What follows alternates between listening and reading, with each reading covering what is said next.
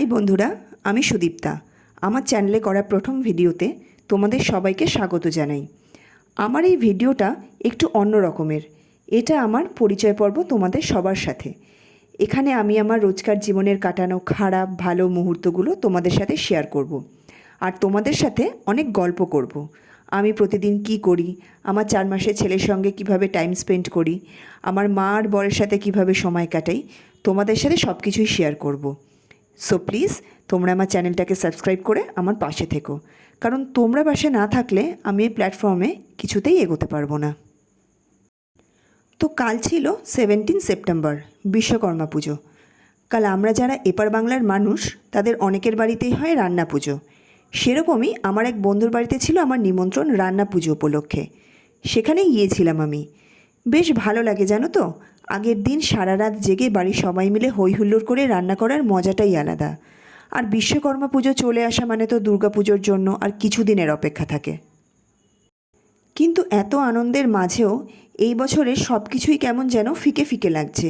মনে হচ্ছে আমাদের এই সমাজে আমরা মেয়েরা কতটাই বা সেফ, সমাজে আমরা মেয়েরা কতটাই বা সুরক্ষিত বলো তো।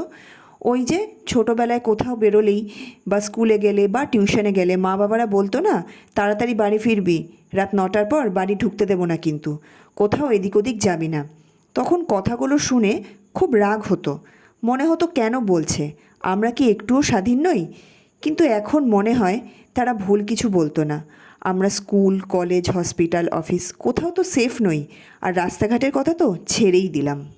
কোনো মেয়েই বুকে হাত রেখে বলতে পারবে না যে কোনো মেয়ের রাস্তাঘাটে বা কোথাও তার সাথে আনকমফর্টেবল কোনো জিনিস ঘটেনি। সব মেয়ের সাথেই ঘটেছে, কেউ প্রতিবাদ করেছে, আবার কেউ নীরবে সহ্য করেছে। কিন্তু সব পুরুষেরা যদি বটবৃক্ষের মতন ছায়া হয়ে দাঁড়াতো তাহলে সমাজটাই তো অন্যরকম হতো, তাই না? তবে ভালো মন্দ সব কিছু মিলিয়েই সমাজ। সব পুরুষেরা যেমন এই সময় আমাদের প্রতিবাদে আমাদের পাশে এসে দাঁড়িয়েছে, তেমন এর মধ্যে দোষীরাও কিন্তু এখনও বুক ফুলিয়ে ঘুরে বেড়াচ্ছে। এখনও তাদের কোনো শাস্তি হয়নি। তবে আমরা সবাই চাই তাদের দৃষ্টান্তমূলক শাস্তি হোক। আর তাছাড়া আমাদের সমাজে এখনও এমন অনেক মানুষ আছে যারা নারীদের যোগ্য সম্মানটুকুও দিতে জানে না।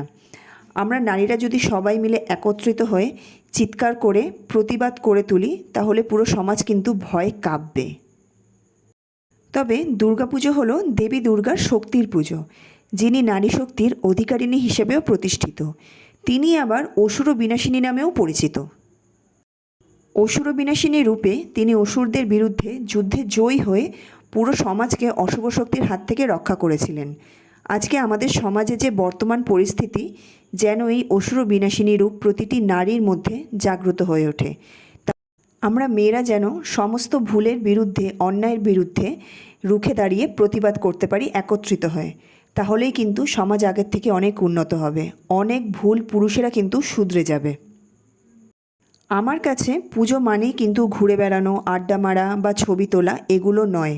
এগুলো বাদ দিয়েও কিন্তু দুর্গাপুজো হয়। নারী শক্তির সাহসের আরাধনা করেও কিন্তু দুর্গাপুজো করা যায়। যাই হোক, এসব কথা তো থাকবেই, আর তার মাঝে আমাদেরকে তো চলতেও হবে, তাই না? তো বন্ধুর বাড়ি নিমন্ত্রণে যাব বলে রেডি হচ্ছিলাম। এই পিঙ্ক শাড়িটা পরে গিয়েছিলাম, আর কিছুদিন আগে মঙ্গলসূত্রটা মিশো থেকে অর্ডার করেছিলাম। আর এই কানেরটাও অনেক দিন আগের কেনা, অনেক দিন পরা হয় না। আমি আবার হালকা ফুলকা সাজতেই একটু বেশি ভালোবাসি, তাই আগের হারটা ঠিক আমার কাছে ভালো লাগছিল না, মনে হচ্ছিল শাড়িটার সাথে ঠিক মানাচ্ছে না।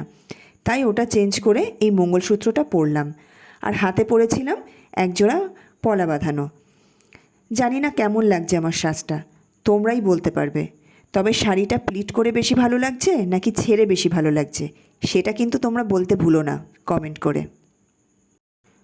তবে এত কিছুর পরেও আমাদের মন কিন্তু খুবই ভারাক্রান্ত।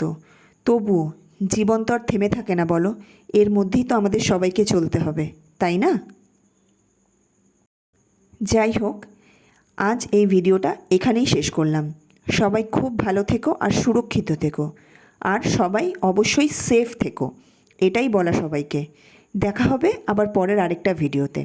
ভিডিওটা ভালো লাগলে একটা লাইক করে দিও, আর চ্যানেলটাকে সাবস্ক্রাইব করে আমার পাশে থেকো। টাটা।